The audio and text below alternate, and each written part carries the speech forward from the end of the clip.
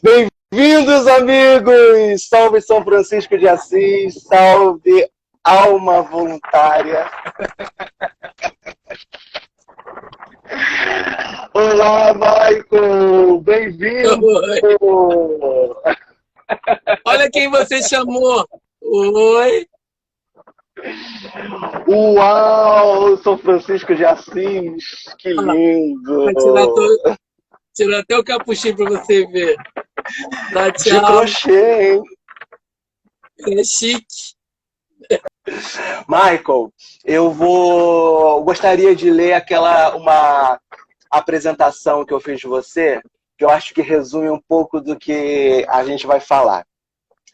Aprendendo... Lê sim. Fala. Lê sim. É legal. Aprendemos quando crianças que nascemos para mudar o mundo. De forma indireta, os pais, a escola e até mesmo a igreja nos incute essa missão e nos faz acreditar que basta estudarmos e crescer que conseguiremos quando formos adultos. Em que momento perdemos essa crença? Quando percebemos que isso é uma missão quase impossível e desistimos? Por que continuar se qualquer coisa que fizermos será apenas uma gota no oceano? O amadurecimento nos faz entender que quando mudamos, mudamos também o mundo ao nosso redor. E o caminho mais viável para essa transformação é fazer o que é possível agora, pois o momento ideal nunca chegará se não agirmos.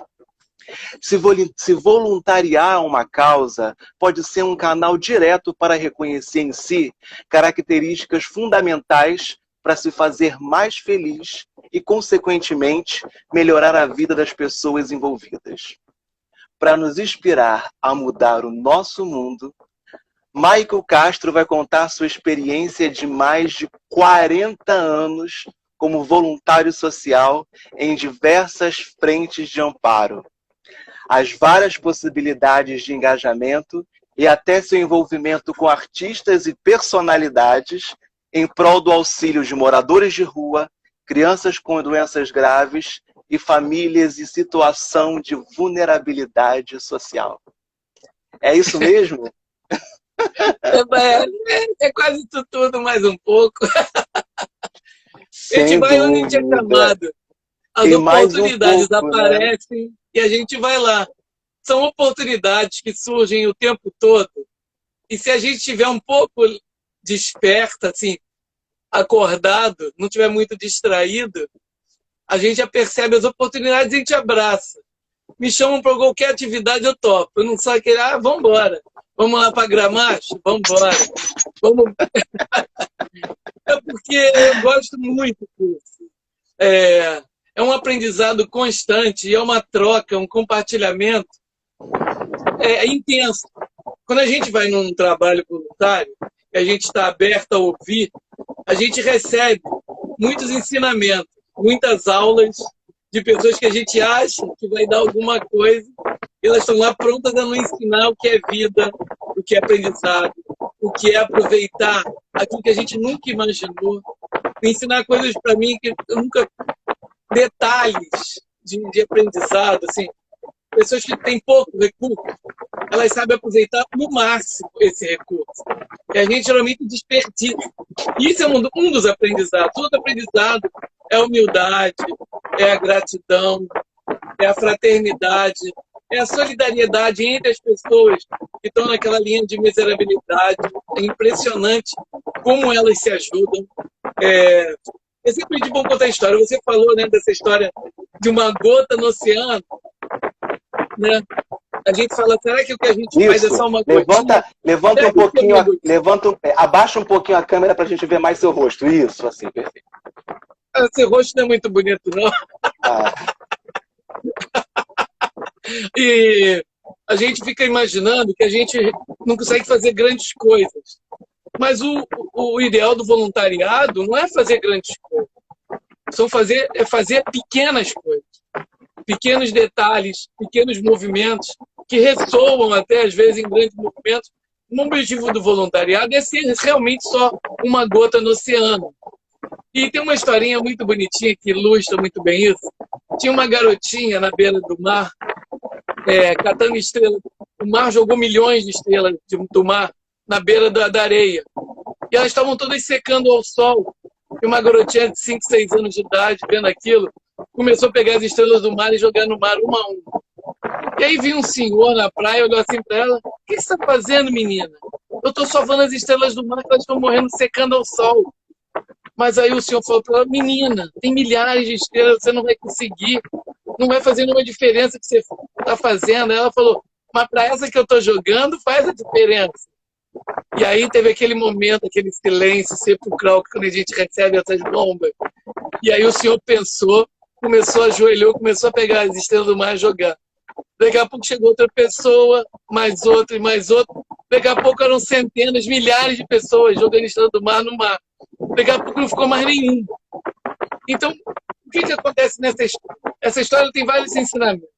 Primeiro, nunca é pouco que a gente faz. O que você fizer pode ressoar e servir de exemplo. Então, você não se vergonhe e quando você fizer uma ação, mostrar que fez. Se você tem o intuito de mostrar a boa ação para que outra pessoa faça igual, que seja um exemplo. Tanto é que ela contagiou toda uma comunidade com um simples movimento que aparentemente era pequeno. É pequeno só aos nossos olhos, né? Aos nossos olhos humanos, que acham que os pequenos milagres não são grandes milagres. Né? Peraí, então, que eu quero então chegar aí nessa parte do pequeno, né? Michael, conta quando você era pequeno, né? Conta as suas memórias antes de, né, entender e ser ativo. Que idade mas conta as suas memórias de criança que você tem com solidariedade, com exemplo, sabe? Tenta, vamos começar esse falando de você e dessas sementinhas que foram sem querer plantadas quando você ainda era criança, antes de fazer. Bem, o que você viu que você lembra até hoje que te transformou ao ponto desse momento?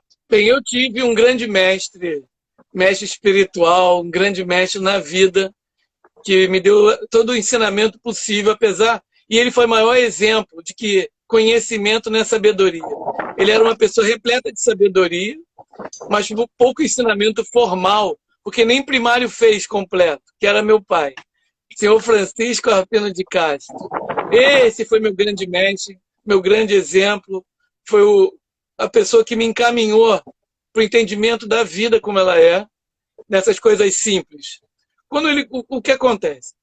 Meu pai, ele sempre foi empreendedor, mas ele foi criado em comunidade e foi crescendo e sempre empreendendo em várias coisas. Ele foi vendedor de limão em feira, baleiro do Teatro Municipal na década de 40. Então ele foi dessas figuras cariocas que cresceu na Lapa, no Morro da Providência, um malandrão. Que comunidade ele era, do Morro da Providência? Morro da Providência, Morro do Pinto, ali, das adjacências. Uau! E aí baixaram... Verdade? Cresceram. Nossa, a vida volta, hein? Foram para o asfalto depois e começaram... Os irmãos eram super empreendedores, família guerreira. Peraí, deixa eu falar aqui. Guerreiraço. Só um minuto. É importante dizer que o Morro do Pinto, a Casa de Padre Pio, tem uma ação social no Morro do Pinto já há muitos anos, né? Encabeçada pelo Cláudio Castilho. Desde 2011. Desde 2011. Nossa, e aí, encabeçada pelo Cláudio Castilho na parte de arte, mas você, como gerente de projeto, né, organizando e viabilizando as coisas, sem dúvida, seu pai está lá, né? O pai era uma figuraça.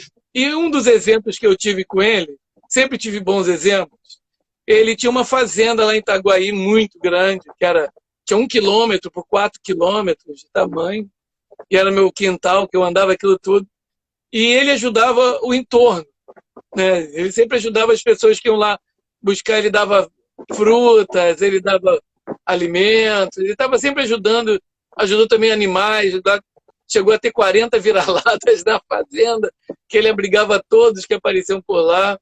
E um trabalho muito importante que ele, depois que meu pai ele foi aprendendo coisas com a vida e procurou hospitalidade. Ele foi da Umbanda, foi da Rosa Cruz, foi da maçonaria, ele foi de várias ordens e uma dessas ordens ele fazia um trabalho numa instituição lá em Santos Dumont, chamada Instituto Joaquim Soares de Oliveira. Uma instituição muito antiga. Isso, deve ter uns 70 anos essa instituição. E eu conheci pessoas fantásticas lá, seu Paulo de Paula, que era um grande mestre espiritual também, um cara que se dedicou a vida ao social. A gente chegava lá, ele com 80 anos, às 7 da manhã, ele já estava carpindo, sem precisar carpir, porque ele era o presidente e diretor da instituição. Ele estava lá limpando, varrendo.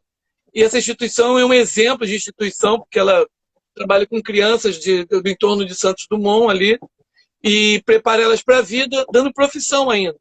Elas saem de lá já direto para as fábricas que tem no entorno da instituição. Por ano ela forma 100 meninos. E ela continua a instituição hoje? Continua, firme e forte. Formando 100 meninos. Eu cheguei, depois que meu pai morreu, eu ainda cheguei a ir lá algumas vezes, mas a distância inviabilizou. Eu estava indo mensalmente lá, né? Cheguei lá até 1998, mensalmente, levando alimentos, levando... Mas depois eles conseguiram também um grupo muito forte para ajudar. Eu agradeço quando eu não sou mais necessário num lugar, e esse lugar. Eu acho isso o melhor momento, quando a gente não é mais necessário. E eu gostaria que no futuro nenhum trabalho mais voluntário fosse necessário. Que não houvesse nenhuma mazela, nenhuma desordem, nenhuma desarmonia, nenhum desequilíbrio. Que todos não precisassem. E que o espírito voluntário incorporasse em todos de uma forma, como Estado. Um Estado de estar sempre pronto a estender a mão. É esse Estado que a gente se reveste. Quando eu falo de voluntariado, o voluntariado não é só quando você... tenho 3 horas que eu sou voluntário numa instituição e depois esquece que é voluntário. O voluntariado, ele tem que revestir o nosso ser. Você tem que estar nesse estado. Você vê uma velhinha saindo do táxi lá, ela não consegue abrir a porta, você vai lá e estende a mão, alguém cai no chão, cai um papel, você vai lá e cata e joga no lixo. É esse estado que a gente atinge, que é o estado de voluntariado, que eu falo mais que eu gosto. De estar sempre atento como você pode ajudar, como você pode auxiliar, no que você pode criar para ajudar alguém. Aquele olhar do outro que é o reflexo de você mesmo. Né? Você vai exercitando esse exercício, vai te exercitando o exercício da simpatia, da empatia, da sinergia, e tudo isso vai se juntando no seu ser, e daqui a pouco você está olhando alguém, sendo simpático, empático, e está junto com ela, trabalhando junto, nessa sinergia, caminhando junto, trabalhando a compaixão, que o compaixão, no sentido da palavra, é compatos, caminhar junto, estar junto no caminho. Acho que não existe nada mais bonito do voluntariado, que é caminhar todo mundo junto. Não tem ninguém em cima, ninguém embaixo. Estamos todos agarrados, lado a lado, numa caminhada única, num trabalho horizontal, onde compartilhamos aprendizados e ensinamentos e nos ajudamos mutuamente. Né? O nosso olhar ao outro é o reflexo de nós mesmos. A gente fica iludido que está ajudando alguém. Estou estendendo a mão. Eu sou caridoso. Eu sou maravilhoso. Não é nada. A gente é só um aprendiz de feiticeiro que se acha porque fez alguma coisa que alguém te agradeceu. Mas, na verdade, nós é que devemos agradecer todo dia, só de abrir os olhos, de acordar e falar, meu Deus, acordei. E, fundamentalmente, estamos fazendo por nós, né? O outro e a gente ganha um presente, todo dia a gente ganha 86.400 presentes, que é cada segundo do dia. Esse presente a gente recebe no dia para você trabalhar. E o que mais você pode doar, mais importante, é o tempo. É o doar o seu tempo a alguém, a uma instituição, a alguém, a um trabalho, a um projeto, a um movimento. É o seu tempo, que é o bem mais valioso, que você que perde tempo, não é... Quem mata tempo não é homicida, é suicida. Então, o tempo é importantíssimo. Então, aquilo que você doa para a pessoa não é o seu esforço, não é o seu tempo. E dentro desse tempo está o seu amor, a sua solidariedade, seu carinho, seus potenciais. E é muito lindo, porque no voluntariado eu vi histórias de pessoas que não eram de empresas, não trabalham com gestão. Calma. Vamos voltar a você agora, né? Volta. Continuando os exemplos. E meu pai, ele sempre me deu muito exemplo de solidariedade. Do seu pai. Então, quando seu pai ia para esse trabalho em Santos Dumont, ou ia para esses outros trabalhos, ele te explicava o que ele estava fazendo, ele te incentivava, como era isso? Ele falava de uma Como forma era esse muito... momento com seu pai? Isso. Era um aprendizado, porque eu falei, por que ele faz isso, né? E meu pai, porque meu pai não tinha uma gente no jovem, quando eu era mais jovem, nossa situação não era a situação nababesca de dinheiro sobrando. Então, meu pai pegava aquele fuscredo dele, o fusquinho, metia os bagulho ali dentro e ia comigo para Santos Dumont, onde quer que fosse. E eu vi ele ajudar muita gente de várias formas. E ele ajudava com uma coisa muito legal, que não é só com recurso. Ele era um cara muito criativo, muito inteligente. Ele tinha um QI fora do comum, né? Ele era muito sagaz, ele era muito malandro. Ele ajudava as pessoas encontrando soluções para os problemas delas. Tanto é que ele botou num cartão dele, o cartão de apresentação dele era assim, Francisco Alpino de Castro. Embaixo não tinha advogado, não tinha nada, estava escrito assim, soluções. Esse era o cartão dele de apresentação. E aí as pessoas olhavam as soluções. Então ele sempre arrumava uma solução para a pessoa, para os problemas dela. E isso, às vezes, é muito mais importante do que você estender a mão só e dar alguma coisa, né?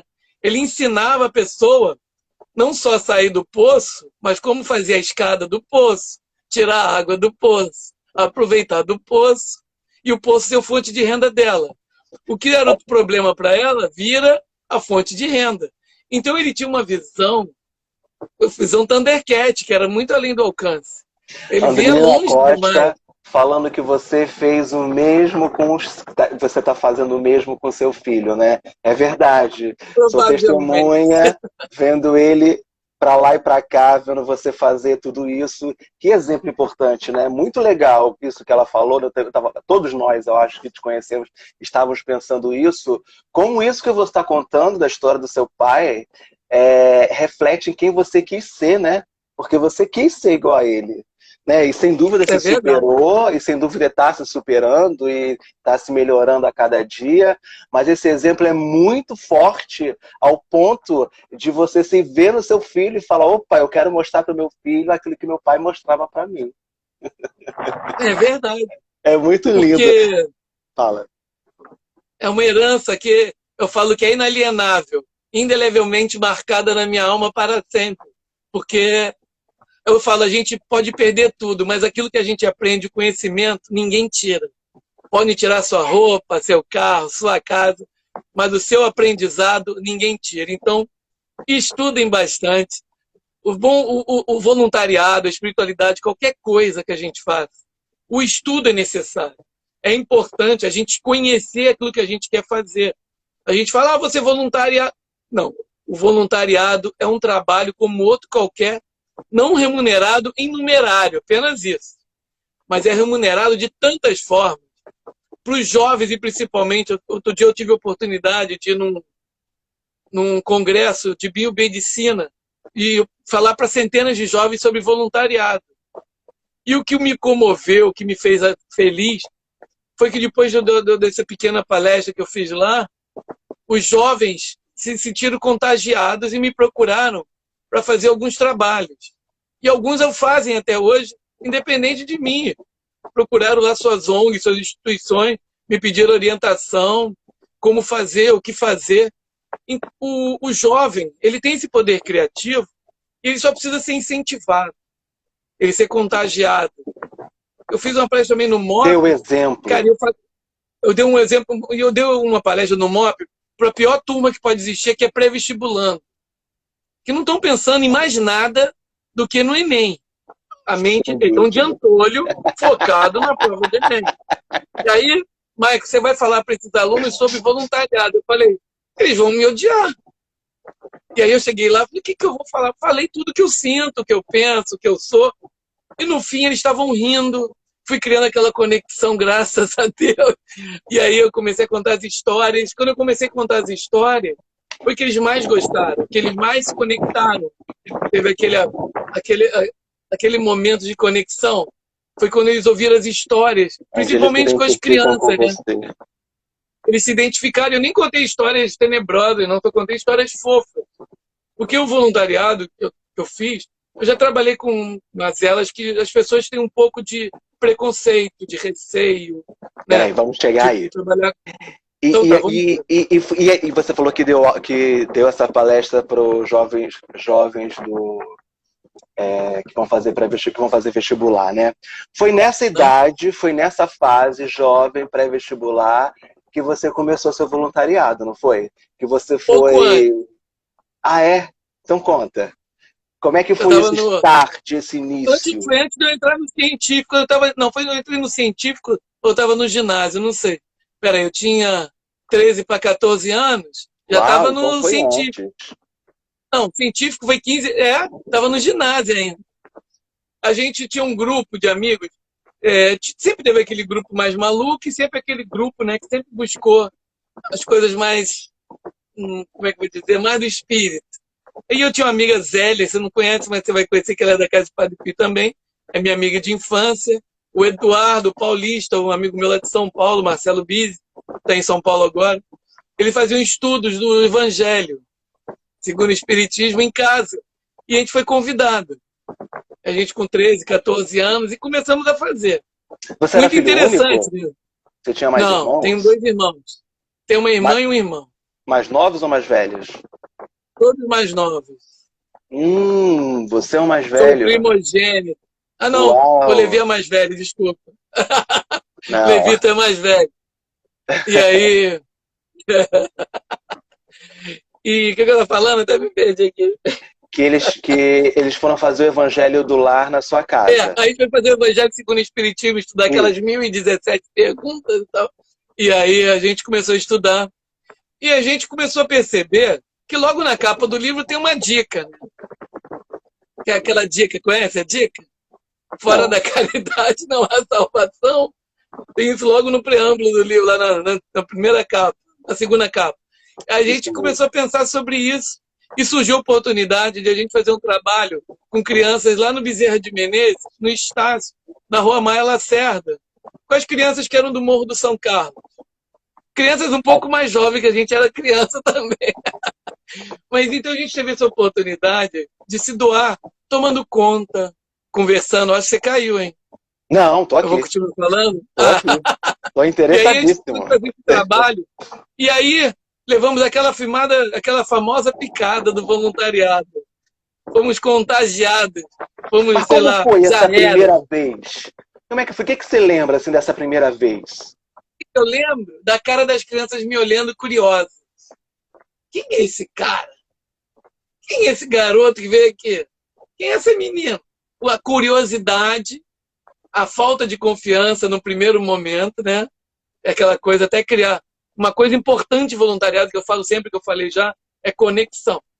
Então a gente teve que se conectar ao ser pequeno. E o pequeno olhou pra gente, então o que a gente faz? Qual é a melhor coisa que você faz na vida para esconder que qualquer ser humano, seja adulto, criança, velha, é brincar, sorrir. O sorriso. Mesmo que seja banguela, mostra a boca sorrindo. Sorrir de boca fechada. Mas o sorriso conecta qualquer um. Você sorri, né? Daquele sorrisinho amarelo e tal. Ou então um sorrisinho. Oi, gente, vamos. O que vocês querem fazer? Não quero fazer nada. Então vamos ficar parados. Né? Não, vamos desenhar. Então você vai criar conexão. Se você, uma coisa, você tem que ser muito sincero com criança. Você tem que ser verdadeiro. Criança sabe se você for falso. Não, você não está gostando de brincar comigo, não. Criança fala na cara as melhores coisas do mundo. Então é uma ótima história. Você já começou com criança, né? Crianças já. Mais novas. Não que eu tinha escolhido, né? Não que eu tenha escolhido. Era o que tinha para fazer. Como você falou no início, aquilo que eu sempre falo, que eu falei com você, a condição ideal é agora. A condição ideal era aquela. Não existe condição ideal. A verdade existe. A condição ideal é agora, nessa hora. Se você tiver amanhã, eu tenho que ganhar na Mega Sena para poder ajudar as pessoas. Não, não vai ganhar. E mesmo que ganhar, talvez nem ajude. Eu tenho que casar para poder ajudar. Eu tenho que acabar a minha faculdade. Eu tenho que... Sempre que tiver um if, um se...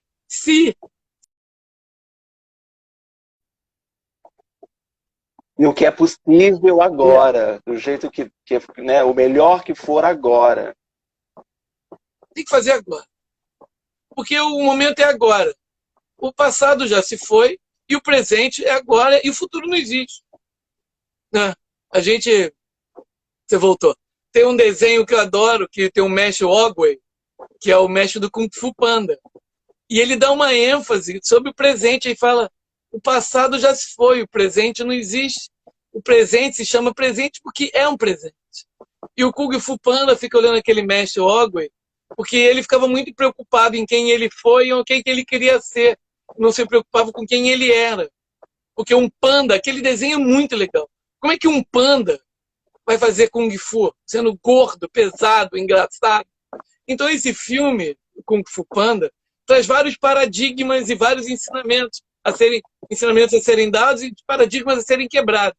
Os 5 furiosos eram os 5 tipos de Kung Fu, que era a tigresa, o tigre, o louva-a-Deus, são estilos de Kung Fu. Não existe o estilo de Kung Fu Panda. O Po é um grande exemplo para o voluntariado. Ele era bom no quê? Em comer. O foco dele era comida. Então o mestre Fu, percebendo esse potencial dele, treinou ele com comida. Então o que a gente tem que perceber quando a gente quer ajudar alguém, essa pessoa a encontrar o seu caminho no voluntariado, é descobrir o que ela gosta de fazer. Sabe o que ela gosta de fazer? Pintar, desenhar, e falar, a gente só descobre escrever. fazendo, né, Michael? Só descobre experimentando. Então, o Kung Fu Panda ensina isso. Você pega o seu potencial melhor, aplica e vira o melhor naquilo. Quando você ama o que você faz, você vira o melhor nisso. E quando você tem 10 mil horas dessa coisa, você vira um profissional, um mestre daquilo que você faz. E continuando no Kung Fu Panda, tem uma lição no Kung Fu Panda que é a melhor de todas. O objetivo do Kung Fu Panda era ser o dragão guerreiro. E para isso ele tinha que conseguir vários objetivos e pegar o pergaminho do dragão guerreiro. E aí quando eles conseguem tudo, aquela luta, eles pegam o pergaminho do dragão guerreiro e o Kung Fu Panda abre o pergaminho, não tem nada escrito. Não tem nada aqui. É o mestre Fu, o quê? Não tem? Aí pega, ninguém consegue ler nada. E aí, se cai por terra abaixo, não tem nenhum ensinamento no pergaminho do dragão guerreiro. E ele vai seguindo até uma hora que ele encontra o pai dele, que é um ganso, e fala para ele, não fica triste, filho, isso aqui, eu tenho um segredo para te contar. Você sabe qual é o ingrediente secreto do macarrão do ingrediente secreto? Aí o Kung Fu Panda não. Ele, nenhum. O quê? Não existe ingrediente secreto. Aí o Kung Fu Panda lembra do pergaminho, que ele abre o pergaminho de novo, o que ele vê no pergaminho? A imagem dele. O segredo do dragão guerreiro é você mesmo. Não tinha nenhuma história, nada. Estava tudo em você. E quando ele abre, ele percebe que é ele a verdade, que ele é o exemplo, que ele é o caminho, que está tudo nele. Ele desperta o dragão guerreiro. E ele vence o Tai Lung com uma facilidade incrível. E o Tai Lung também pega o pergaminho, abre e o enxerga. Porque a verdade está na nossa frente sempre, mas a gente não está vendo. A gente olha para o espelho, a verdade está ali, só que a gente não vê. Aquele cara no espelho é teu amigo ou teu inimigo, tu escolhe. É a mesma pessoa. Teu melhor amigo está em frente ao espelho. A gente acha que existe uma verdade ideal fora de nós, né? É. Que nós não estamos conectados. Exatamente. Que nós não somos capazes, né? Que nós não estamos preparados para sermos o melhor de nós e sermos plenos, sendo nós mesmos, não precisando ser outro ou fazer igual ao outro, mas descobrir o que nós fazemos de forma plena e melhor. Mas só dá para descobrir fazendo, tentando, indo a primeira vez. Exato. O mestre Yoda fala... O que o mestre Yoda fala? O mestre Yoda fala...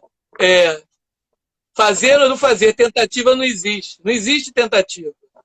Nossa, o mestre Yoda sempre falou, tentativa não existe.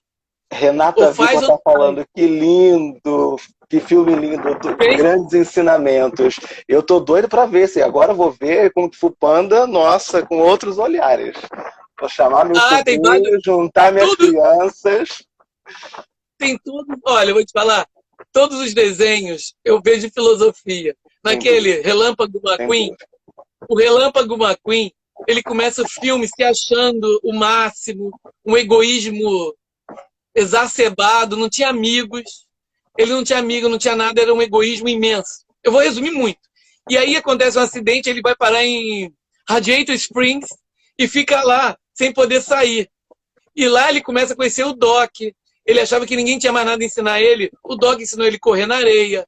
Fez amizade com o Mate, o Tom Mate, que era um reboque todo velho.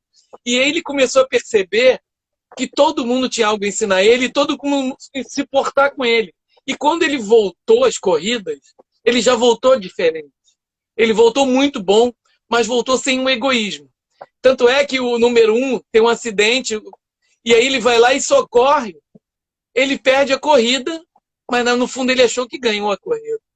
Ele foi o vencedor, na verdade. Porque ele não ganhou a prova, mas ele ganhou a corrida.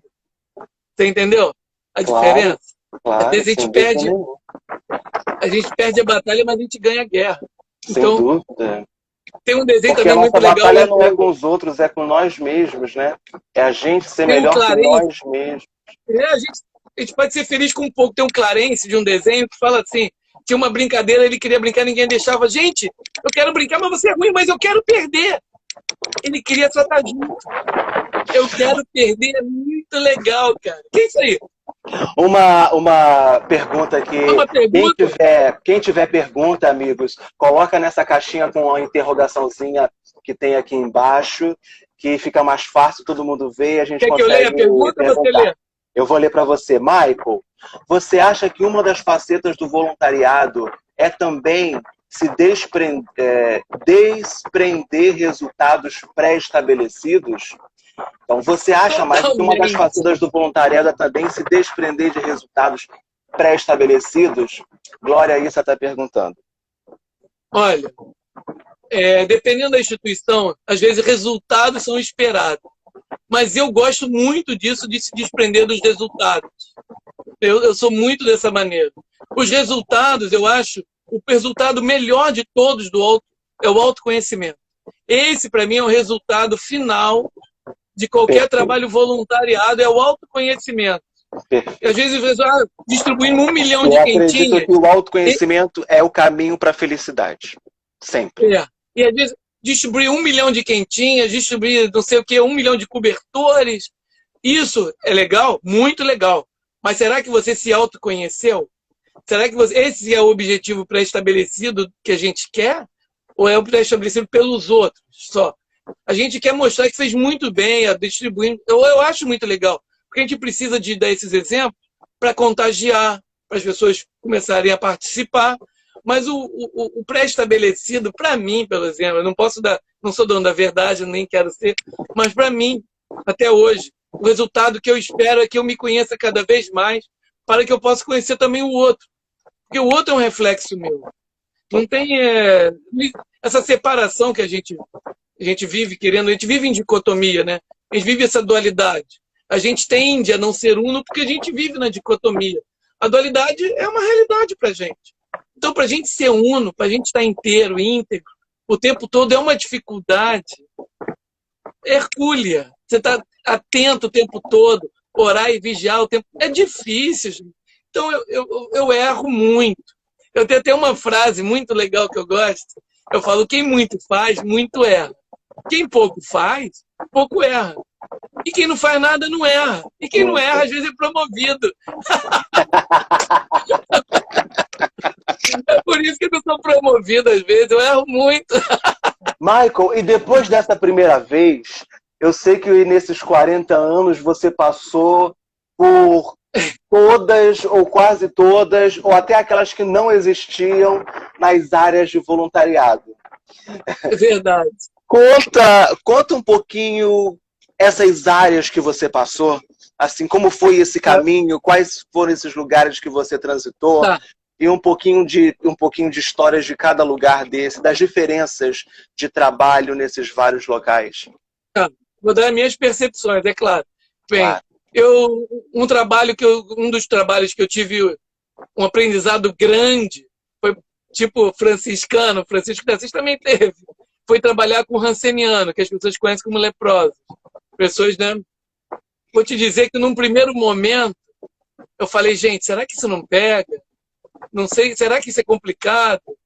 Mas isso é o quê? Ignorância. O que eu fiz? Para entender, eu tive que estudar. Aprendi que eram 5 tipos de ranceníase, aprendi como era o contágio. Então, o que a gente faz para acabar com o preconceito? Estudar, aprender. Se você é ignorante de um assunto, a tendência é você não saber. E quem ignora, às vezes, tem preconceito, tem problemas. Então, o que eu fiz? Estudei e fui visitar. Encontrei um ser de luz lá, que eu adorava, chamado Amazonas Hércules, que era o dirigente dos Filhos de Deus. O nome do senhor era Amazonas Hércules. Ele ficava numa cadeira de rodas, ele tinha um cotoco na mão, ele não tinha alguns membros, né? Não tinha uns pedaços, tinha umas deformidades, né? Só que o seu Amazonas, você olhava, com um tempo, você não via mais a deformidade, você via a alma dele reluzente. Quando ele falava, a gente se embevecia, parecia um ser de amor falando pra gente, da forma que ele falava, com aquele olhar, que fazia com que a gente ficasse calado. Eu calado, imagina isso. Então, quando ele falava as poesias, declamava, eu comprei uns livrinhos dele de poesia, seu Amazonas já está no outro plano. E aí a gente ia visitar, né? Lá são pavilhões de mulheres, de homens, de crianças, de gente com problemas mentais. Então, a colônia Curupaiti é muito grande. E eu tinha um outro lá, um botafoguense, chamado senhor Romualdo, que ele não tinha nem as pernas nem as mãos. E eu fazia as perguntas mais absurdas para ele, lógico. Depois que eu peguei intimidade, eu falei, olha só, senhor Romualdo, o senhor, apesar de tudo, morando aqui, com o Cleber Rancenise, o senhor não escolheu ser Botafogo? Não dá para sofrer mesmo? Aí ele me xingava, me batia lá com os cotocos dele. Tinha a dona Maria Junqueira, que era do outro pavilhão, que era um amor. Tinha o seu Eli, que era uma atração lá em Curupaiti, que tocava a sua gaita. E a gente ficava lá, ele adorava. E esse lugar onde era? No Tanque, em Jacarepaguá. Não existe. Colônia Curupaiti. Ainda existe? É um lugar imenso. Ele existe. Quem quiser ir, pode ir para lá. Ser voluntário. Sempre é bem-vindo. Tem muito o que fazer. Como chama? Colônia Curupaiti. Lá tem muito trabalho. E a sua experiência no circo? Hã? E a sua experiência no circo? Bem, eu conheci o Marcos Frota e ele, na verdade, ele me chamou para trabalhar no circo para a gente poder fazer alguns trabalhos sociais. E a gente acabou fazendo alguns, mas não foi o nosso forte. Acabei fazendo outras coisas no circo. Fiquei um ano lá, aprendi bastante sobre a vida circense. E, na verdade, o espírito circense, já que a gente falou disso, a gente nem combinou, mas adorei, sabe? Porque me trouxe uma coisa do circo que é muito próximo ao voluntariado. Porque eles amam intensamente o que eles fazem. Eles querem fazer o povo feliz. E o que eles ganham, às vezes, é quase como um trabalho voluntário. Em alguns momentos, no início de alguns lá, eu ouvindo as histórias, alguns eram de 8ª geração de circo, eles moravam em barracas. Então, eles faziam apresentações para sobreviver. Me contaram a história do circo-teatro, que tinham os teatros que eram apresentações de circo junto. Eu aprendi muito no circo sobre sobrevivência, sobre adaptação, sobre integridade, sobre amor ao trabalho. Porque, eu falo, é uma dedicação full time, porque quando eles não estavam trabalhando, estavam treinando. E pensando em figurino, pensando em número, e pensando já no público, pensando como ia agradar as pessoas. Então, o que acontece? Eles já estavam revestidos de espírito voluntariado trabalhando no circo. Eu falo que o dinheiro pode estar fora desse processo. Se eles fossem, eu acho que eles trabalhariam de graça, se eles pudessem, para fazer. Eu tenho certeza que se eles tivessem dinheiro, se apresentariam de graça, pelo prazer de fazer as pessoas felizes. O palhaço que faz... O palhaço, às vezes, é um ser triste, né? Eu conheci palhaços que eram, aparentemente, não tinham uma vida plena, mas faziam as pessoas rirem de cair da cadeira. Isso é um dom. Você está lá numa situação complicada e você fazer alguém rir. Que diferença? A gente pensa nisso. Quando a gente está de mau humor, a gente quer fazer alguém rir, a gente quer fazer os outros chorarem. Quer que os outros fiquem tão irritados quanto nós.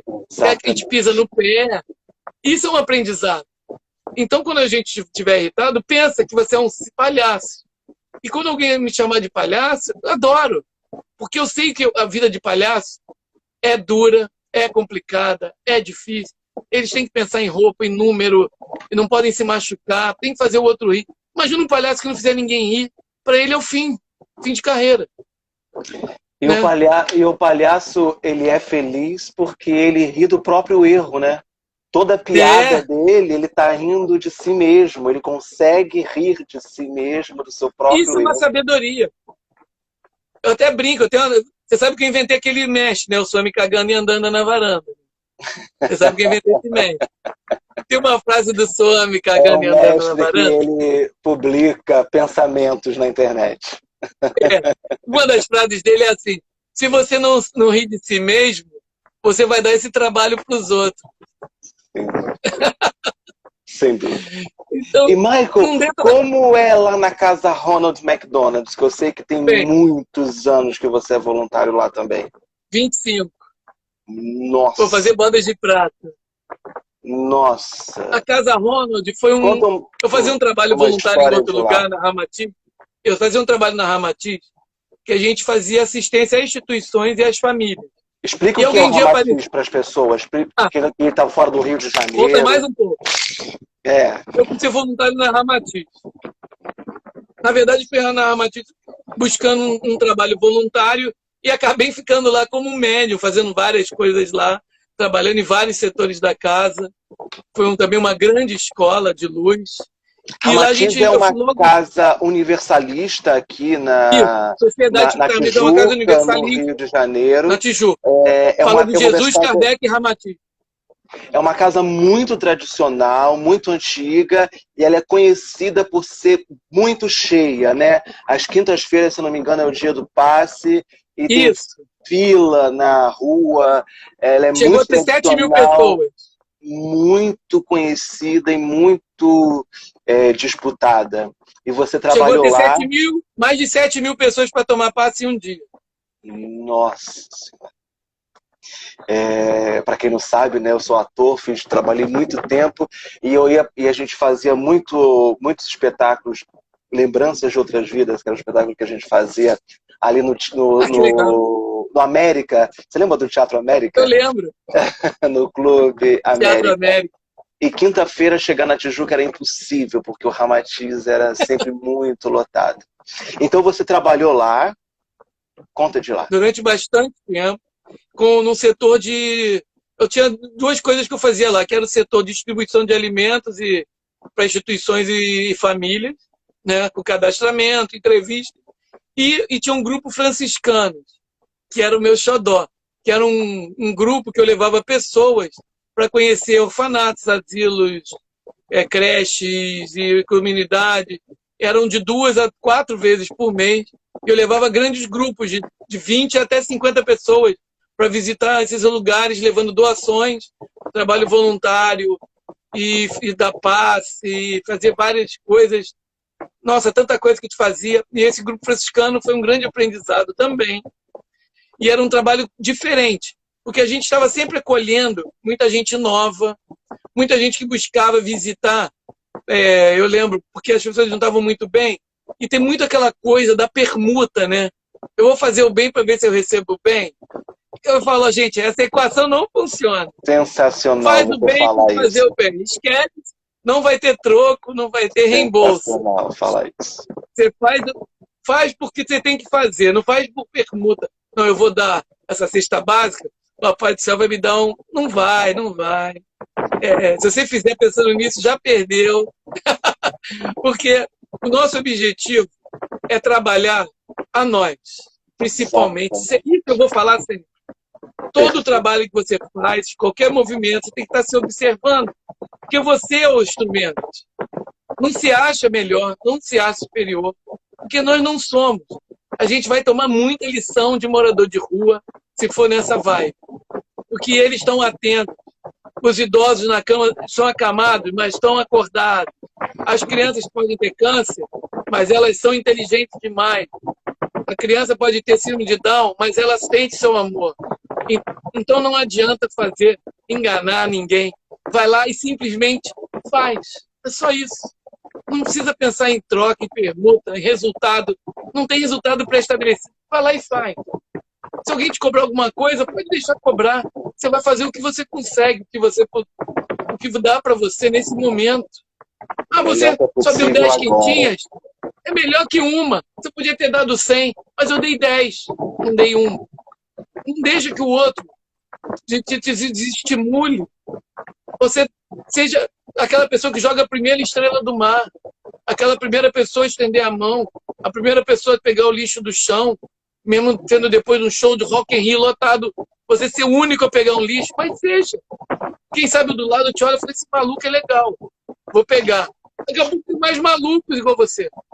E quais são as peculiaridades de trabalhar numa casa como a Ronald McDonald que cuida de crianças com doenças graves?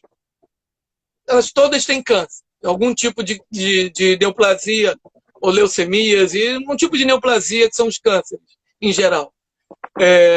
Quando eu cheguei lá, né, a gente acha que vai chegar a encontrar crianças, né, para baixo, tristes, até encontra, lógico, em alguns momentos, pós-quimioterapia, radioterapia, alguns são bem pesadas, às vezes estão para baixo, mas a maior parte do tempo elas estão felizes, brincando, conversando. E quando eu entrei lá, acima de tudo, né? Quando eu entrei lá, eu já senti uma vibração excelente, uma vibração linda.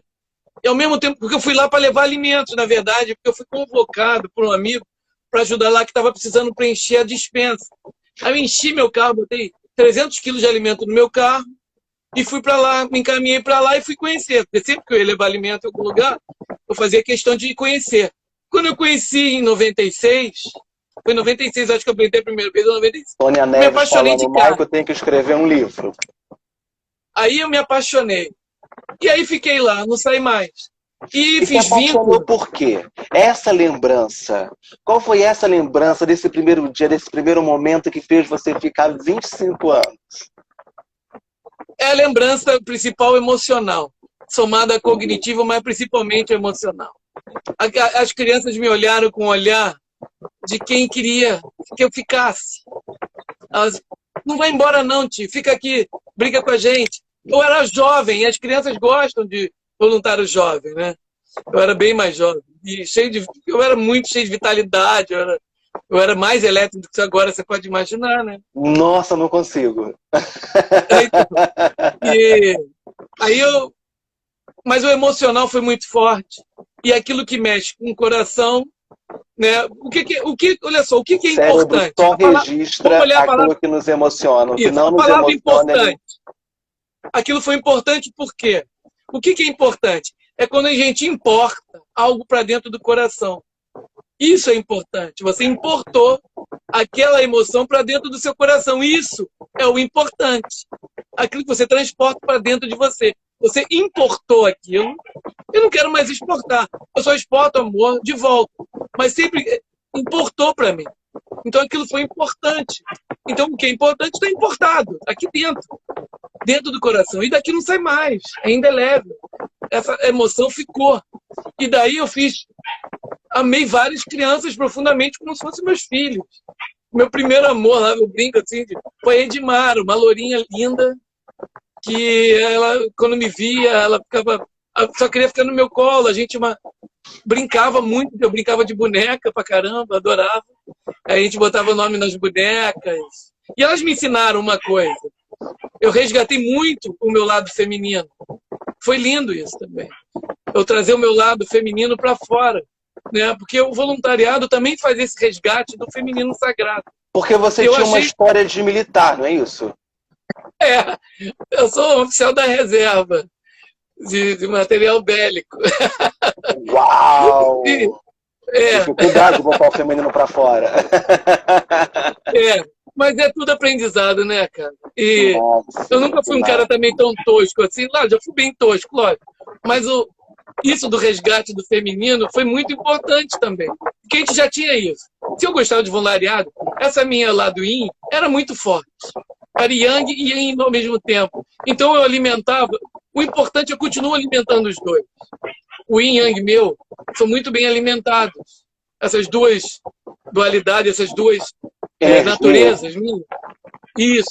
Elas são muito bem alimentadas por mim, porque a gente tem que estar consciente de quem somos.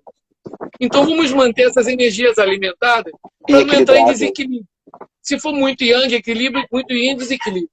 O importante é o equilíbrio. Em tudo na vida, o ensinamento importante do meu pai. Meu pai falava, tudo pode, mas tem que ter equilíbrio. Ele falava isso sempre. Como ele falava essa palavra para mim, equilíbrio? É impressionante. Ele falou tanto. E essa palavra ficou importante, importei. Equilíbrio, equilíbrio e equilíbrio. Para tudo. Então, se a gente ama demais também, loucamente, é legal, mas se você se apega demais, você pode ter um problema. Eu me apeguei de Mara, mas não tive um problema. Eu sabia que em algum momento ela ia retornar, né, a outro plano. E ela até me deu um camarão de brinquedo quando ela se despediu para ir embora. Ela falou, tio, guarda esse brinquedo para sempre, porque eu vou... É para você. E depois disso, um pouco tempo depois, ela foi para outro plano. Eu tenho esse camarãozinho guardado. Eu tenho outros brinquedos que elas me dão guardados. Eu tenho desenhos, eu tenho cartas, eu tenho carimbos. Tem alguns carimbos que elas fizeram na minha mão que eu nunca queria ter lavado. Elas pintaram minha mão, pintaram meu braço. Mas ficou pintado na alma. Pode ficar seguro disso. Cada uma dessas centenas de crianças, milhares de crianças, eu tenho o nome de todas elas gravadas.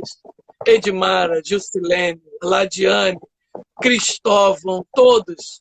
Quem está ouvindo aí da Casa Ron sabe de que eu estou falando, do Fábio. Crianças importantes que foram na minha vida, me ensinaram muito, me deram a oportunidade e o privilégio desse convívio, me deram a oportunidade de conversar com elas sobre um assunto que a gente bota para o tapete, sobre a morte. A gente se reuniu uma vez com os adolescentes e eu fui convocado para falar sobre a morte. Olha que assunto, hein? Nossa, que sensacional. Que assunto a gente foge? E aí, tio, você veio falar com a gente sobre a morte. Eu falei, não, eu vou falar sobre a morte, mas eu vou falar sobre a vida. Porque aqui na Casa Ronald, a gente valoriza a vida. A morte é uma coisa para todos nós aqui da sala. Eu posso sair aqui, tropeçar na escada e morrer antes de todos vocês aqui da sala. Então vocês não fiquem. Eu sei que temos vida hoje, né? E que hoje vamos aproveitá-la e fazer o melhor possível. E aí eu tinha um garoto lá, o Matheus, que ele me adorava, eu adoro ele até hoje. E o Matheus, eu falei, gente, vamos viver intensamente. Se vocês tiverem de vontade de fazer, vocês façam, mas não façam besteira. Olha o que vocês vão fazer, não vou, olha o que o tio está falando, mas não abusa. Aí o Matheus, a gente quer fazer, sabe o que, tio? Eu quero que você me leve no Outback. Levei. Eu não ia levar? Lógico, levei ele mais de uma vez. Levei ele mais de uma vez e na última vez ele estava num estado bem, né, já se despedindo. E a gente conversou sobre esse assunto delicado, né, da despedida, de ir embora. E foi um momento muito forte, né, importante, privilégio para mim. Ele poder compartilhar essa despedida. Ele estava com 17 para 18. 19 já, eu acho. É que para mim todo mundo é criança, mas ele já está com 19. Porque eu vi eles pequenos, né? Eu vi todos pequenos. E aí eu me despedi, aquela coisa, né? Entre eu e ele, não vou nem falar aqui, mas foi uma coisa que eu achei um privilégio para mim, sempre eu acho, um privilégio de poder compartilhar últimos momentos, como eu já compartilhei num lugar que tinha em Vila Isabel, que eram adultos terminais. Pude ter a sorte de dar a mão para alguns para eles poderem se despedirem. E não vou dar esse mico aqui de chorar, peraí. Mas todos nós estamos muito emocionados, Michael, muito mesmo. Porque... E aí eu tive essa chance de dar a mão e despedir de alguns. Isso é muito forte. Porque eles estavam sozinhos, né? E eu era o único ali. E tinham outros, às vezes, únicos também. Mas é legal. Foi muito legal. Então, A gente aproveita isso. É um privilégio, Wanderson. Sem Então, a dúvida, vida me deu muitos privilégios. sem dúvida. Eu tenho que agradecer todo dia. E Todo dia eu essas, agradeço. e essas marcas na alma que você está falando, né? Aham. Sem dúvida é muito profundo, tão profundo ao ponto da gente passar do assunto voluntariado e entrar na espiritualidade. Né? Caminho Espiritualidade, desvinculado. sem Eu não dúvida. desvinculo. Eu É faço essa, voluntariado quando estou em faculdade, eu desvinculo. Mas dentro do meu ser está vinculado. porque é essa transcendência, exatamente essa transcendência. A gente falou de gravar, muito lindo você falou sobre o importar para o coração, né? Eu na educação, né, como educador, a gente em neurociência diz que o cérebro ele só guarda aquilo que nos emociona. Então, o que não nos emociona não é importante para o cérebro. Então, como fazer uma educação que emocione? Né? Então, essa é a nossa função como educador, criar uma forma de educar que nos emocione. E eu vejo essas marcas emocionais tão marcadas na sua alma que, claro, né, como nós temos um trabalho espiritual, são marcas de outras vidas, né? Do passado, presente e futuro. E aí, queria que você entrasse no trabalho da Casa de Padre Pio, né? Que você contasse para as pessoas o que é a Casa de Padre Pio, tem muita gente aqui que não conhece ainda, e como foi se encaminhando, que tem tudo a ver, como você chegou lá na Casa de Padre Pio, e até a gente chegar na ação Sim. social no rolê A história é solidário. longa. Porque eu fui numa consulta médica, e eu nunca vou com a médica, é raro eu ir. Aí fui numa homeopata para conhecer, fazer o que era homeopatia, fazer uma consulta, para dar uma geral. E aí conheci a Silvia. E a Silvia fez o meu mapa astral lá, e ela ficou curiosa pelo meu mapa, porque tinha muitas coisas numa casa lá, sei lá o quê. Meu mapa astral, ela ficou muito curiosa e me perguntou o que eu fazia da vida. E eu falei dos meus trabalhos. Aí ela falou assim, que legal, o meu cunhado, ele está começando um trabalho lá na Gávea. Você não quer ir lá para ajudar a fazer a parte social, ajudar a gente, que o grupo está começando. E Eu sou lá da Gávea. esse A momento Silvia é cunhada do Luiz Augusto.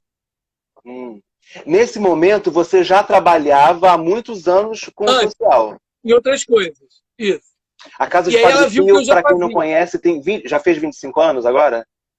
Tem A 25 Casa anos. Ronda 24, vai fazer em março. E a Casa de Padre Pio? Vai fazer dia 17 de março, vai fazer 24 anos. 24. 24 anos. Então já tem 24 anos esse início. E aí ela falou para você conhecer um pessoal que estava começando um trabalho na Gávea. O cunhado, que era o Luiz Augusto. E aí eu conheci. Aí eu fui lá e conheci o Luiz, achei ele um cara muito inteligente, muito espiritualizado. Eu gostei muito do caminho que ele faz de espiritualidade. Eu acho que convergiu com o meu, dessa coisa de não ter religião, porque eu não tenho religião. Então convergiu muito da espiritualidade com a minha. Eu achei ele um grande orientador. Eu achei muito legal. E aí eu comecei a ajudar nessa parte social. Só que eu continuei na Ramatiz, continuei outros trabalhos, muito. E aí, com o tempo, foi passando, e eu fui cada vez mais me entrando na casa do Padre Pio. Comecei a trabalhar no passe, porque não tinha médium para dar passe. Aí fui convocado. Comecei a dar passe eu, Mauro, o Martins, e mais eram 5 pessoas dando passe de um monte de gente. O Mauro, que é coordenador do passe até hoje. Isso. A gente começou junto lá, dando passe na Gávea. E aí eu fui convocado porque eu já era médium, né? Então a Casa de Padre Pio é uma casa universalista que tem vai fazer 24 anos agora em março, aqui em Botafogo, na Rua Assunção, número 249. Não, né? 297. Perdão. Eu falei tanto esse número, né? Rua Assunção, número 297, em Botafogo, aqui no Rio de Janeiro. Nesse momento de pandemia, já há quase um ano, a casa está fechada para atividades presenciais, mas a casa continua atendendo com quase todos os trabalhos de forma online, né? Então, quem quiser saber mais informações, a casa tem diversos trabalhos, diversos tratamentos. É uma casa universalista. Para quem não está familiarizado com o universalismo é lá a gente estuda a interseção entre as religiões, né? Principalmente aquilo que nos une, aquilo que a gente tem em comum. Vale a pena conhecer. casadepadrepio.com.br, é isso? O site? Isso. Tem .org.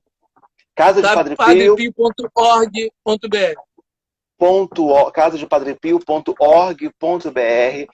Tem o A gente tem Facebook, Instagram, Casa de Padre Facebook Pio, e Instagram, Twitter. Twitter e o YouTube, né? Então, toda YouTube também. quinta-feira tem palestras com o Luiz Augusto, esse que a gente está conversando, que é o líder espiritual da casa há 25 anos, né? Tem palestras com o Luiz Augusto toda quinta-feira, online. Ainda não, mas vai voltar. Vai voltar, né? Agora em março, depois do carnaval. Ao vivo, muito interessante as palestras dele. E também tem o canal no YouTube, Casa de Padre Pio, no YouTube, onde tem centenas de palestras 400. Do Luiz Augustas. 400 palestras. 400, Michael. Ao longo desses anos, com os temas mais interessantes.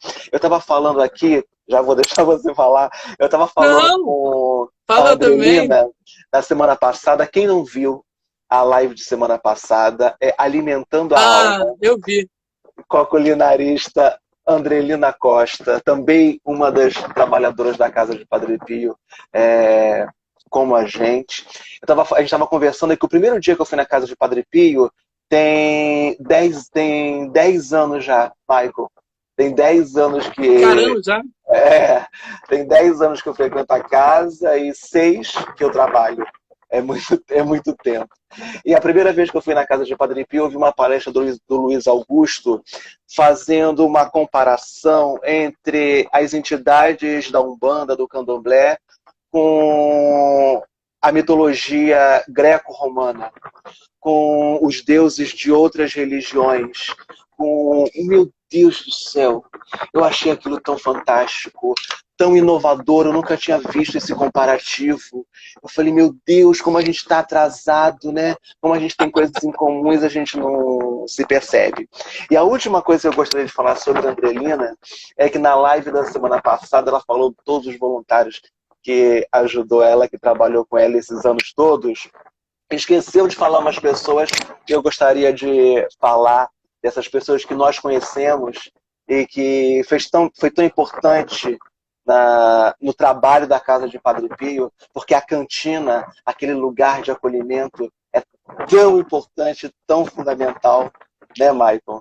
Que é o Otacílio Nascimento, a Paula Pimentel, a Valera Igor e a Fátima Marques, que são fundamentais também como voluntários na Casa de Padre Pio, junto com a Andrelina Costa, lá na cantina. Se doam muito.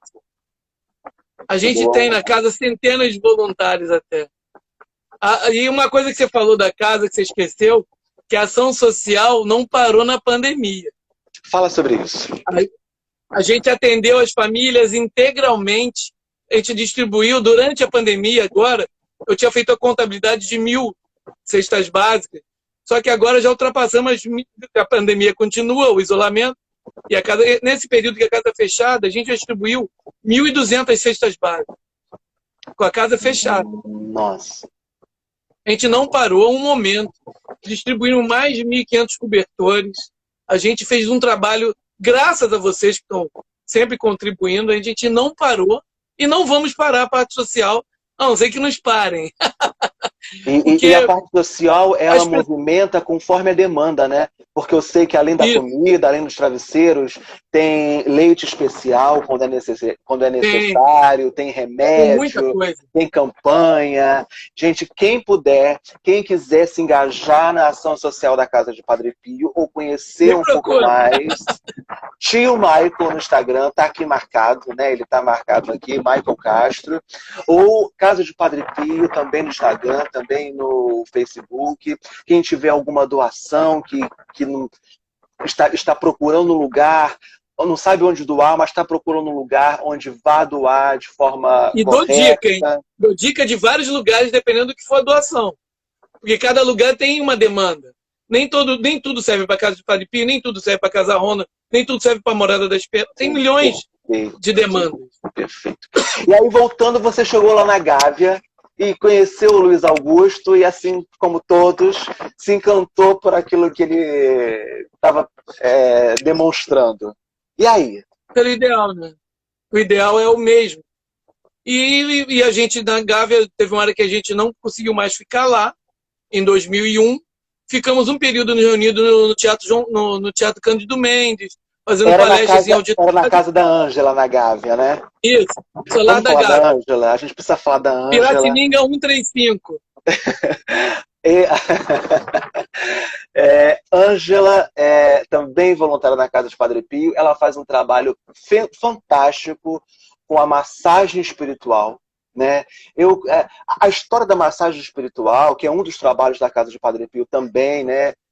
Trabalho voluntário, quem quiser se inscreve, pode se inscrever, pode participar do atendimento fraterno e ser encaminhado para a massagem espiritual.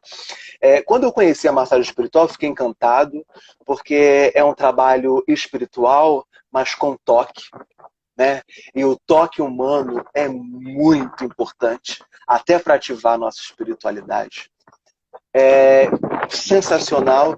E eu soube da história da gestação da massagem espiritual com o Gasparetto, né, nos Estados Unidos, que ele recebeu isso mediunicamente num evento que não tinha nada a ver, ele recebeu isso, canalizou.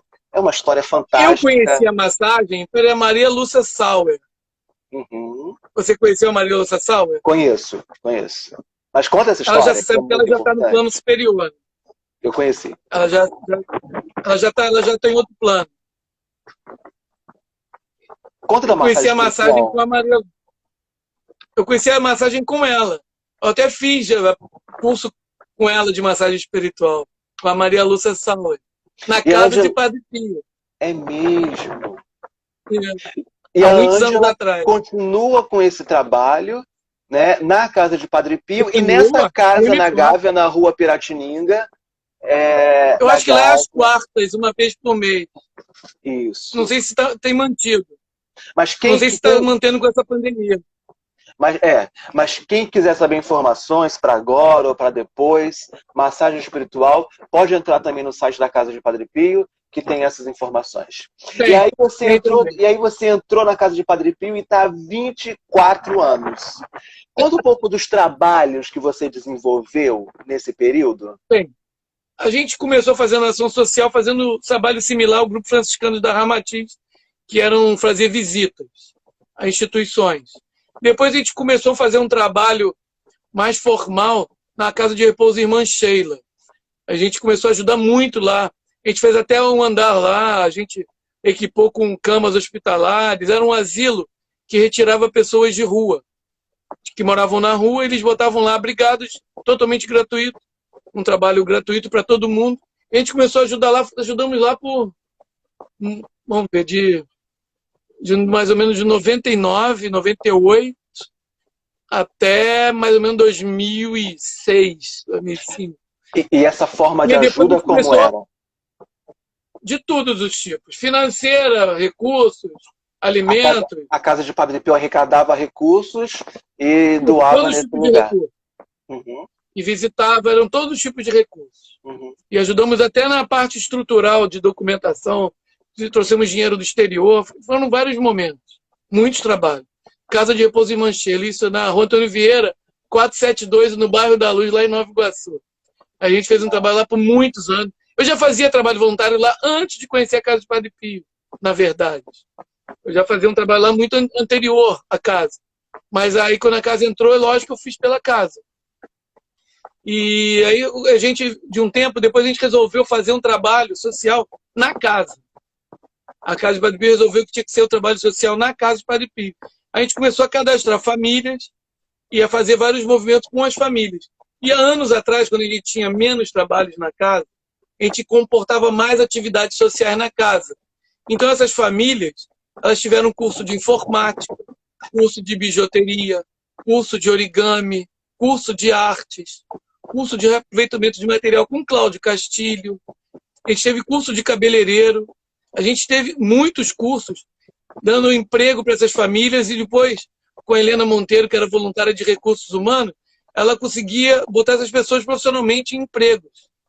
Então a gente teve vários trabalhos muito importantes nessa época, mas com o tempo a ação social perdeu muito espaço na casa devido à quantidade de trabalhos espirituais. E a casa busca mais o trabalho espiritual, a gente entende isso. E a gente diminuiu alguns trabalhos, mas a gente continuou o atendimento às famílias. Hoje em dia a gente faz atendimento às famílias na casa, com palestras dinâmicas de orientação. A gente tem dentistas externos que atendem as famílias, temos médicos externos que as recebem, a gente tem advogados que também as ajudam com aconselhamento e jurídico. Hoje são em torno de quantas famílias cadastradas na casa de Padre Pio? A gente fixas, acho que a gente não pode deixar de dar sexta, 70. E na fila de espera, eu tenho mais de 60, 50, 70 por mês, que eu fico com os nomes delas. E se a gente recebe tem mais... evento no Dia das Crianças, no Natal, na Páscoa. Na Páscoa. Sempre tem ações. Esse ano a gente fez tudo de forma muito diferente, né? As crianças não puderam ir, mas a gente arrecadou brinquedos e tudo para elas, roupas, calçados novos, e mandamos a família levar. Esse ano foi um pouco triste para a gente, né? Que eu adoro um pouco de festa, de bagunça, de alegria, mas eu espero que em 2022 isso tudo retorne, porque eu acho que 2021 ainda vai perdurar essa pandemia com um pouco, enquanto não estiverem todos vacinados. Esperemos e, Michael, você acha que 2022 a gente já vai para a casa de Padre Pio nova? A casa de Padre Pio está em reforma. Já está pronta. Pronta? A gente deve mudar agora ou abril ou março, até março talvez. Verdade? Não fala para ninguém não, só tem milhões de pessoas ouvindo. A casa de Padre Pio a casa de Padre Pio nesse grupo que a gente falou, Rua Assunção 297, não é isso? Temos 170. Que está no 297 há muitos anos, né? Vai se mudar para um espaço próprio, 19 anos, vai se mudar para um espaço próprio, ainda melhor, mais confortável, conseguindo abrigar as pessoas com mais conforto, mais segurança. Isso. Na mesma rua, no mesmo... na Rua Assunção, número 170, eu trabalho na casa há 6 anos, e há 6 anos a gente alimenta esse sonho, e estou muito feliz de saber que a gente já volta para o novo, né? Tá lindo lá. Sala de passe. Muito bem feito. Sala de passe, muita luz, fizeram uns tetos de vidro, umas entradas de luz lindas. Nossa, muita saudade dos meus grupos. O passe, claro, o bastão Ficou muito especial a casa. É um trabalho sensacional, todos os amigos, as palestras, os abraços, muita saudade.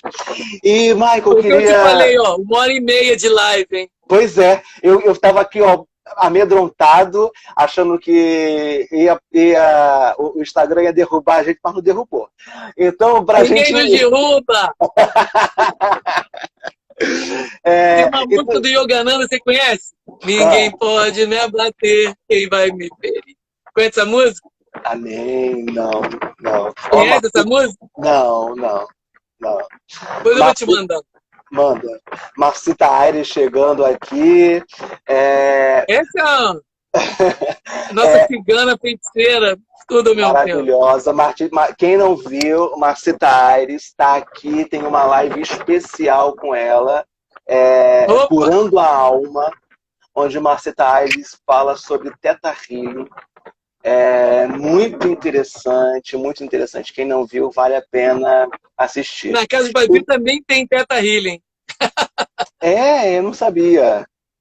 A ação social, a gente foi colocando várias atividades hoje em dia. Então tem na casa de Padre Pio, antes da pandemia, tinha barra de Access, Reiki, acupuntura, Theta Healing, tinha EFT, tinha cromoterapia, massagem relaxante, como é que eu não tenho esquecido de nada. Tinha terapia reencarnacionista, tudo isso.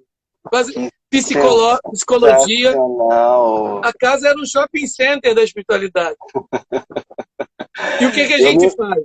E a casa se fala de budismo, de hinduísmo, de Vedanta, de curso em milagre, se fala de islamismo.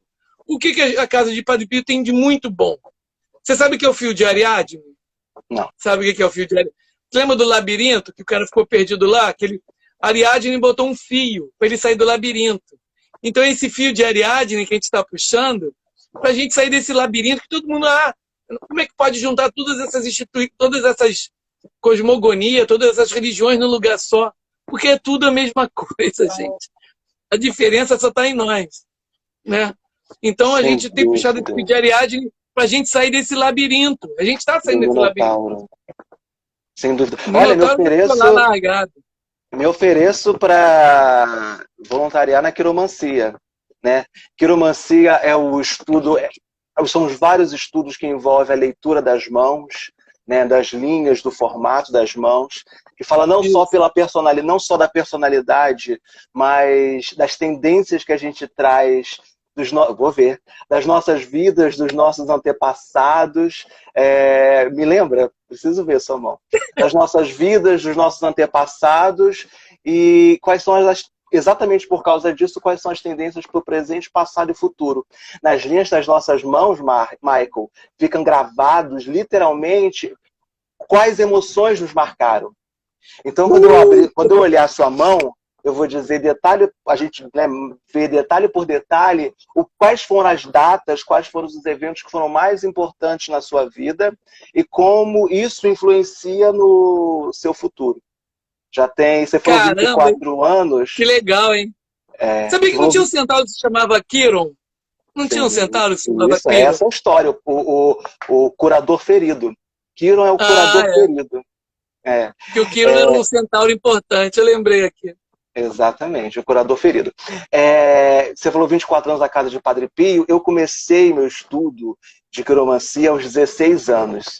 Eu tenho 40. Menino. Então tem 24 anos. Olha que coincidência.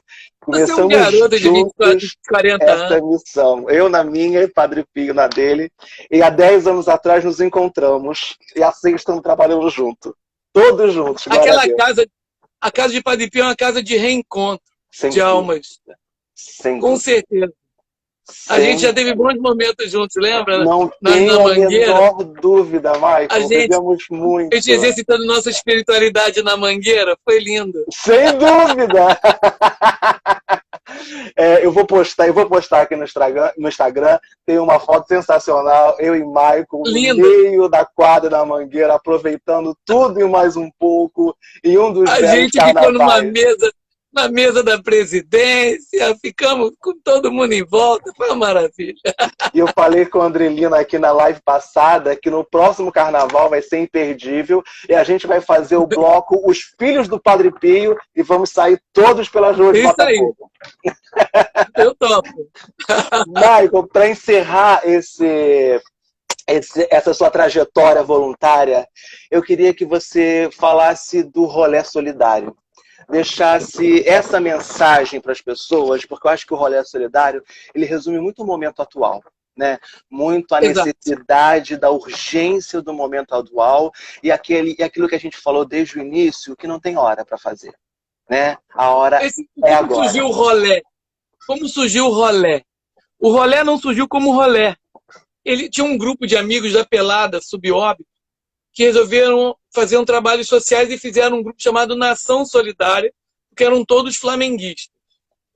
E eles resolveram, quando começou a pandemia, né, foi março, eles queriam distribuir quentinhas na rua. E aí o Arthur Capella, um dos flamenguistas, falou assim, chama o Maico, que ele faz isso há mais de 20 anos, para ver onde a gente leva, como é que a gente faz. Aí acabaram me convidando para ir para o grupo da Nação Solidária. Eu só dei não tem nada que ensinar, mas relatei minhas experiências e locais adequados para distribuir as quentinhas. E a gente começou. Só que começou, aí eu fiz umas chamadas, né, no meu Instagram, no Facebook, começou a chover gente de todos os lados querendo participar. E aí o grupo perdeu um pouco aquela identidade de ser só flamenguista, porque já tinha botafoguense, vascaíno, tricolor, grêmio. E aí a gente mudou o nome do grupo, aí a gente fez uma enquete entre nós, e o nome escolhido foi Rolé Solidário, porque não induz a nenhuma religião, não leva sardinha para nada, nem grupos, nenhum. Qualquer um pode ir pro rolé. Qualquer um pode ir no rolé. Ainda mais se for um rolé solidário. É muito mais legal.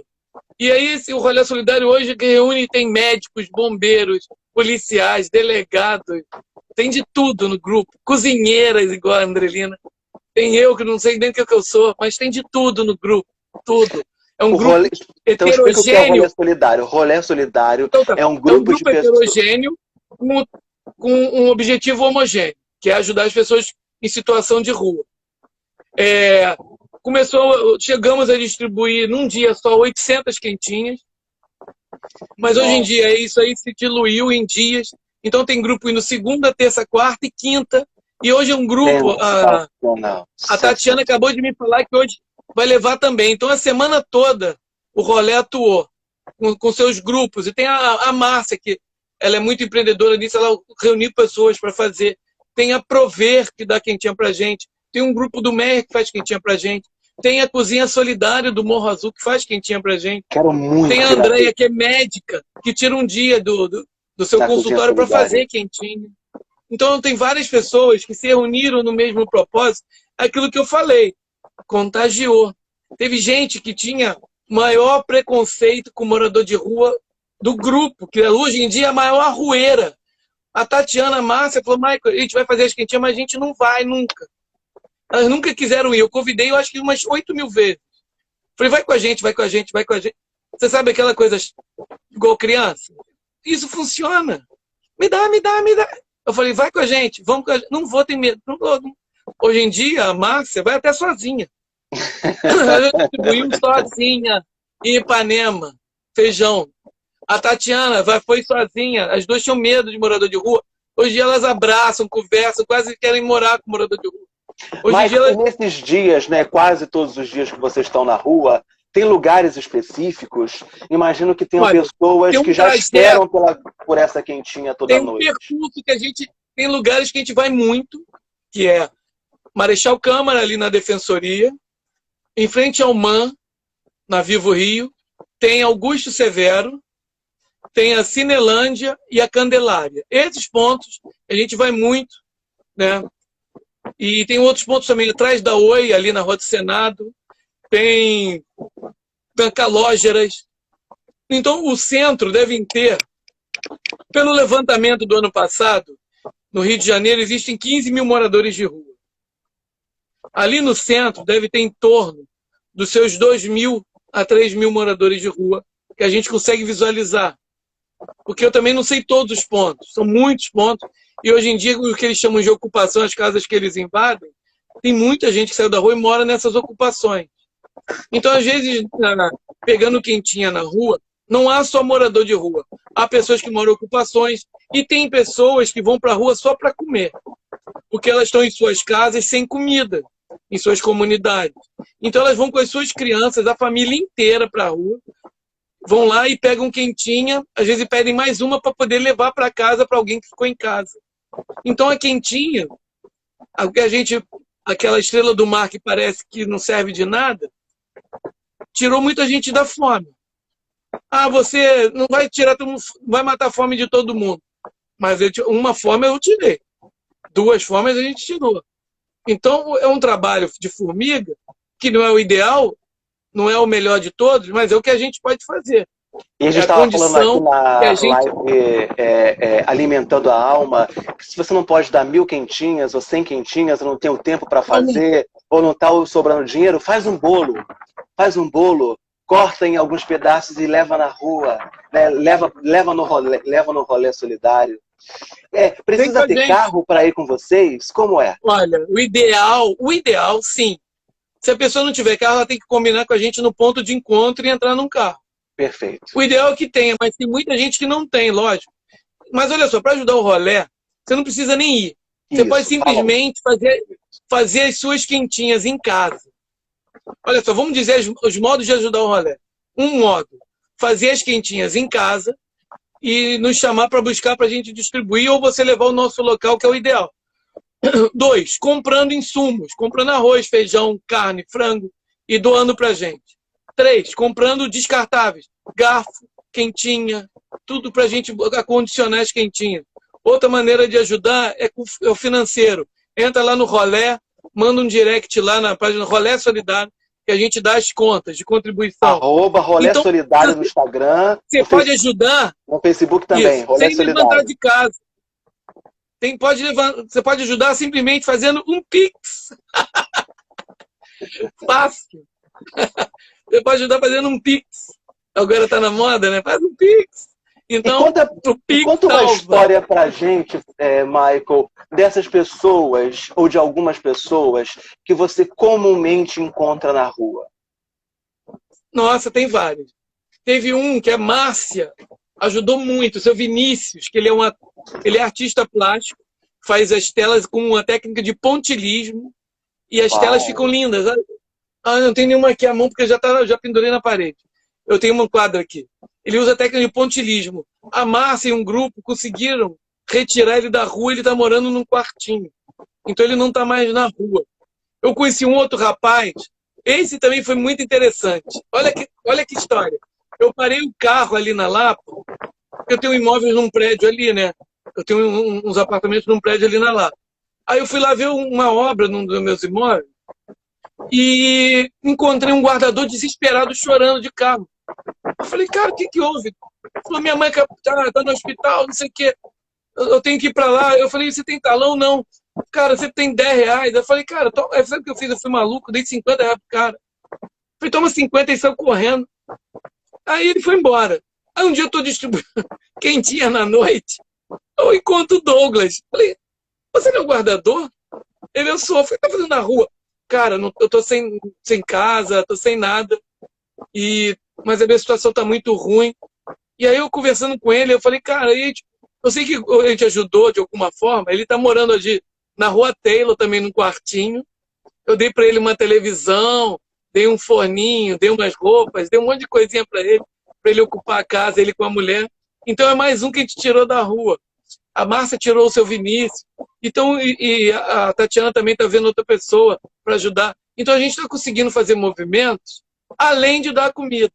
Porque essa comida é o approach, é a aproximação. Porque como você vai chegar perto do morador de rua, eles são muito desconfiados. Né? Porque as pessoas... primeiro que eles são invisíveis, são seres invisíveis à humanidade. Perfeito. Eles falam pra gente, eles falam pra mim, a gente é invisível. O outro grupo que eu tinha da Ramatiz, onde a gente fez um primeiro grupo desse meu, foi em 95. Uma lição que eu tive de foi, eu não quero sopa, não quero pão. Eu falei, quer água? Não quero nada. Eu quero 10 minutos de vocês conversando comigo. O cara pediu isso. Atrasou nosso trabalho? Atrasou. Fez a gente chorar? Fez. Mas ele pediu 10 minutos da conversa. Aí eu falei, que sacana esse cara. Fez a gente atrasar. Mas como dizia meu pai, o atraso é amigo. O atraso faz a gente aprender. Então, e a gente dá foi um atraso. Que precisa, né? Esse atraso foi interessante. Quem sabe esse atraso também não tirou a gente de alguma ocorrência. Sem dúvida. A gente nunca sabe. Não existe atraso. Não existe atraso. Existe o tempo certo. O tempo é agora. Sempre. Michael, olha, a gente passou 45 minutos do nosso tempo e ficaríamos mais... Quem vai cobrar? Ficaríamos mais 2h30 ou 3, ou mais algumas lives. Sabe o que Machado de Assis falava? Nem sempre recuar é desistir. A gente vai recuar, mas a gente não desiste. Michael, e qual mensagem você quer deixar, gostaria de falar? Bem, a mensagem que eu vou deixar gravada aqui é: gente, olha só, façam o que vocês fazem de melhor para alguém.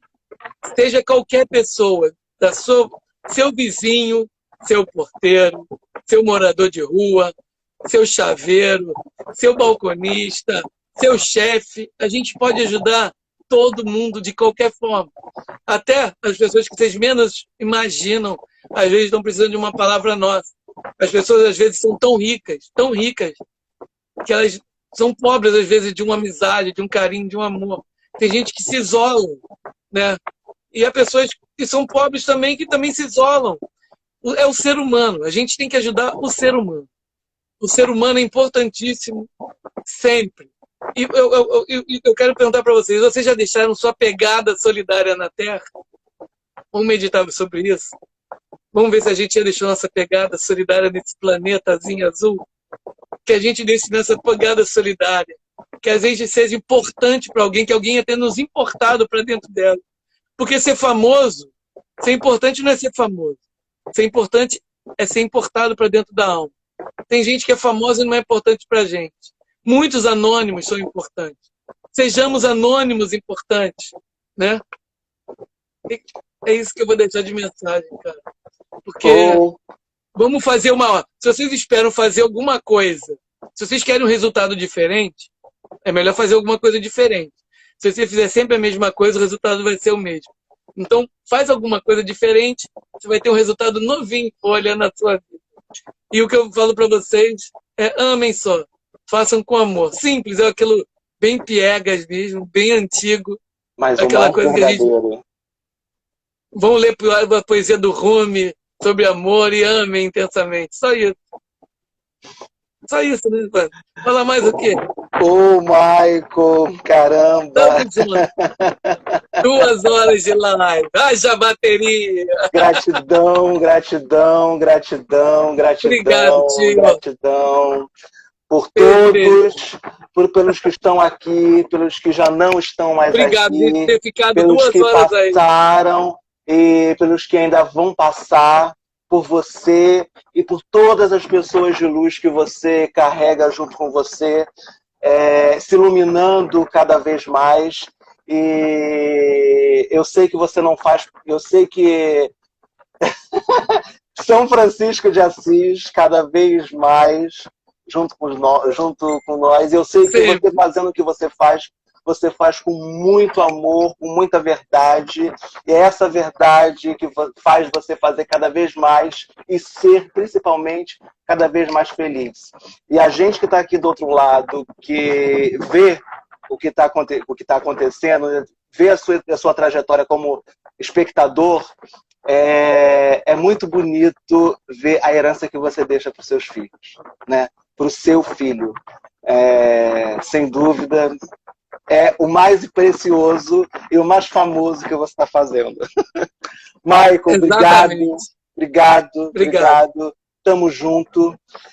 Amigos, Michael Castro no Instagram, Rolê Solidário no Instagram.